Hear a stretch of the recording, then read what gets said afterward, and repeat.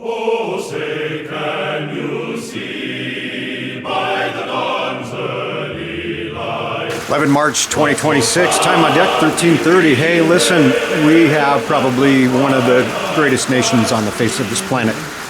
That's not braggadocious. That's not talking trash.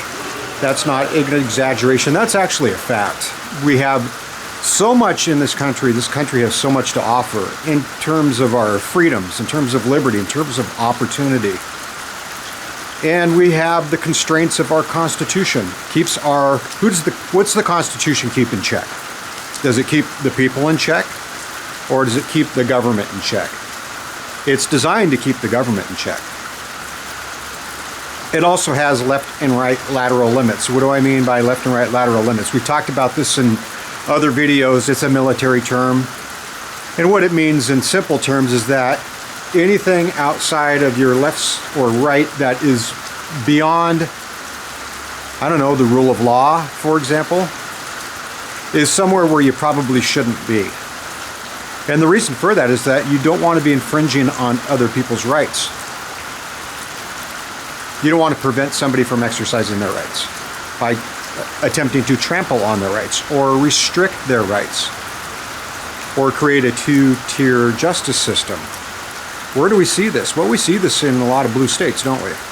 They want to have a two-tier justice system where those in power, those are the people that are controlling the levers, enjoy more liberties than everybody else. But that's not the way our system is supposed to work. So we have this allure in our country. It's the Allure of Freedom. It's the title of this video. You have people all around the globe looking in, wanting to either be like us or come and join us. And we welcome everybody. We have an open door policy within the constraints of the left and right lateral limits. What falls outside of those left and right lateral limits as it relates to immigration? Well, the legality of immigration and going through proper channels so you can be held accountable. Oh, there's that word, accountability. That's all we want. We just want a little bit of accountability in our system so we know who's coming in. We're not just going to bring everybody in just blindly. We're not going to close our eyes and say, yep, come on in. Because you invite problems. There's plenty of people in this world that don't like our country for a variety of reasons. Mainly because it interferes with their ability to exploit our country for nefarious reasons. The drug trade, the influx of terrorism, and bad players throughout the globe, and there's plenty of them. So we want that accountability, and that's what the Constitution lays out in very plain language. And the executive branch of our federal government, it's one of its sole responsibilities is to secure the borders and make sure that immigration laws are being followed and enforced. Immigration policy, it's been around for decades, centuries, at least in this country, since our founding, in some fashion or another. And it's to provide that accountability. You know, originally when immigrants came from Europe, they came through Ellis Island. And not everybody got to come in. And there were a lot of reasons for disqualifying or disqualification. If you came in with smallpox or some kind of an illness, that could have been a disqualifier. It wasn't based off the color of your skin. It wasn't based off of your religious affiliation or your ethnic background or what country you came from. They wanted to make sure that people coming in were not bringing bad things with them. And some people got turned around and had to go through the process again, a couple times. I'm sure it happened to my ancestors. I'm sure they just didn't get over in one shot.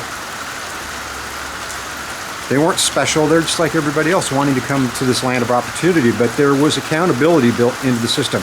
I'm going on a bit of a tangent. We're going to roll through. So yes, the Allure of Freedom. People want to be free. We've got it great here. We have the ability to do exactly what I'm doing. Set up a camera, have this dialogue, find like-minded people that may or may not agree with us, have a little discussion down in the comments. So why is it that I get to stand here as an American-born American, as a native-born American, and do this only to have some of my fellow Americans say, you know what, we don't like that so much. We don't want to let everybody have freedom across this globe. In fact, we want to have a system of government, let's say like, oh, I don't know, North Korea, or Communist China, or Communist Cuba, or Communist Venezuela. Who makes you the arbiter? Who assigned you the person who determines what other people can and can't have? And on the same side of that coin, the people that do come here, yes, we will have some accountability. We'll insist on it. Not because we don't like them, but because we want the system to work the way it's designed to work. This is not asking a lot. This isn't asking much at all. But the opposing voices would have you believe otherwise. They'd have you think, you know, you're racist, or you're a bigot, or you're this, that, or the other. Because they don't get their way, because they want to blow the left and right lateral limits out of all of it. They want to subvert the Constitution entirely and just have it be a free-for-all. But when you do have a free-for-all, which we've seen to a degree in this country, you get problems. So, close issue in the fight. Iran, certainly Cuba. Talked about Cuba. I think Cuba is going to move into a close fight. I do believe there's some protests that are still ongoing down there. And I think that communist government's on life support, if you want to know the truth. That's my feeling on this, is that the communist government of Cuba is close to the death throes. And I think the citizens of that country can sense it. And they're getting real jumpy. And so we'll see what happens. Maybe there'll be a power grab. Maybe they will overthrow their government and institute or install some system of government similar to ours, a constitutional system of representative government. Wouldn't that be something? But like I said before, don't hold your breath. Near fight, North Korea. Okay, saw something in the news. And this is a little bit of scuttlebutt. I just take it, I don't take it on face value. But there's talk about forces leaving the Korean Peninsula, specifically South Korea, American forces, and moving to augment the conflict that's going on in Iran. What's that do? What does that do? Well, it gets people really excited. Because in most people's minds, they think, oh my God, if we're taking forces off the Korean Peninsula, that might allow the North to do an incursion into the South, and then it's just going to be real problems because, it's a weakening, and the Americans are telegraphing their weakness by moving forces. Don't believe it. We have a contingency for every damn thing within our armed forces. And it could be a feint. Maybe that's information that's designed to be leaked to embolden the North to do something stupid at their own peril. I don't think they're in a strong position. Usually countries that saber rattle quite a bit and talk a lot of game and talk a lot of smack, militarily anyways, the Iranians are doing it right now, they're extremely overconfident because they know they're being beaten. So maybe that's what's going on there. Maybe they've let that information out to give a little bit of a signal to the North, like, try to do something stupid and see what happens. And we'll see if they do. We'll keep an eye on it. It's fun to watch this stuff because there's a lot of stuff at play. Stuff information that you and I have absolutely no access to.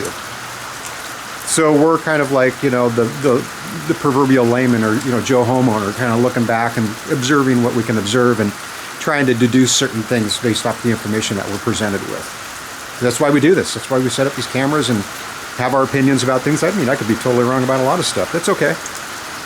But we can have dialogue about it. We can talk about it. It's healthy. Can't do this in many other countries. Can't speak out against your own government. I got a point for you. Erica Kirk, the widow of the late Charlie Kirk, has been placed on a United States Air Force Academy advisory board. Did you guys read about this? And apparently Charlie Kirk was on this board. He was a board member. Makes me wonder.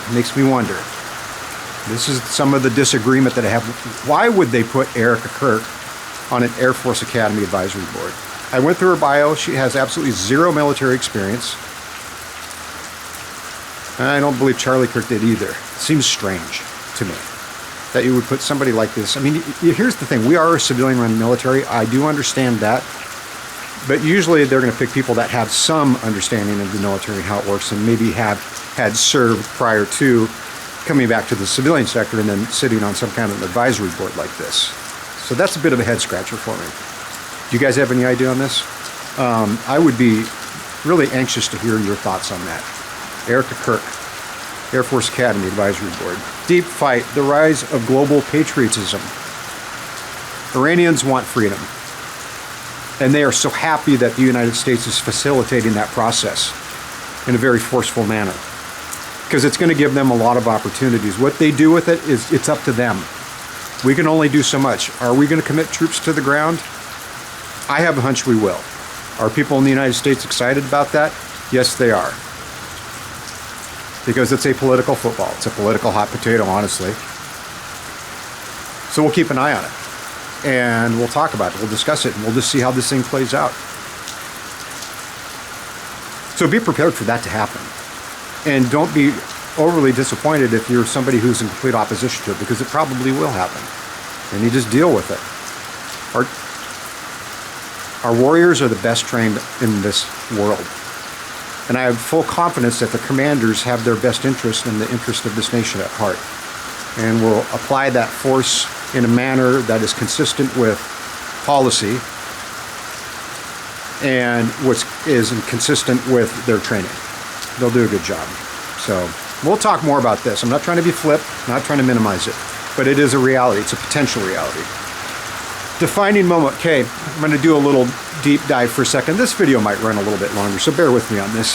Back in, I believe it was the early 90s, General Krulak, I'm trying to remember what number commandant he was. Well, he was a commandant of the Marine Corps. In his tenure, when he was serving as commandant of the Marine Corps, he instituted, among other things, this thing called the Crucible during recruit training. And then the OCS is called the Forge. So they're very similar. And the reason he did it is because he wanted to give those young men and women a defining moment in their life. So they'd have a really strong sense of accomplishment earning the title United States Marine. So they create this culminating event at the end of recruit training and at the end of officer candidate school that puts the candidates and the recruits through a variety of different scenarios, and it's very intensive. It's like 52 hours, very limited sleep, very limited food, and all of this problem solving and teamwork, and they're completely exhausted. They're physically and mentally exhausted. Simulates combat. And at the end of it, at least in the West Coast, they go up the Grim Reaper, which is a fire break on Camp Pendleton. And at the top of that fire break, at the top of the Reaper, they have an Eagle Globe and Anchor ceremony with the senior drill instructors and all of the recruits. And it's all enlisted personnel. I don't believe, maybe the series commanders are up there, you know, they give a little spiel and then they step back and then the senior drill instructors go in and present the Eagle Globe and Anchor to the recruits. And it's a very humbling and very sobering moment for these recruits who've worked really hard and been put through the paces and been treated like complete shit through recruit training. That's the reality of it. Recruit training has a couple desired end states, and one is to take a raw civilian and turn them into basically trained, smartly disciplined, you know, on and on United States Marine, right? So in the process of that, they're hardening them up, and they're just on them all the time for every little mistake and every little thing that they can correct them on in order to make them tough. And then at the end of that, they put them through the Crucible and then present with their Eagle Globe and Anchor. And most people, it's a big emotional thing. Even some of the drill instructors get choked up because it's a brotherhood, it's a bonding. And from that point forward, they're United States Marines, and in that fourth phase of training, they're Marines. They address their drill instructors by their rank rather than sir, and are treated as fellow Marines, although not equals. They're still of a lesser rank, so there's still that hierarchy and chain of command, and good order and discipline still exists. But it's a nice transformation period. Why do I bring this up? The Crucible, Krulak, all of it. Because he saw something. He saw something that was lacking in our culture, a defining moment for young men and women. And so the Marine Corps took the opportunity to say, you know what, we're going to address this.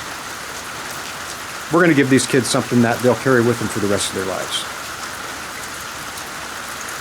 Because our culture has shifted so much over the decades that we're just not as, I don't know, I got to make sure I phrase this correctly. I don't want to word this incorrectly, but we're just not as resilient as a culture as we probably once were. The Depression era, the World War II era, the Korean War era, the Vietnam era. A lot of conflict, a lot of hardship, a lot of strife here domestically and abroad. Made for a hardier culture. think about this, the 50s, right? You know, a lot of people like to say, oh gosh, you know, we don't want to go back and be like the 50s. You know what? Why the 50s were the way they were? You know, the haircuts and the discipline in the classroom.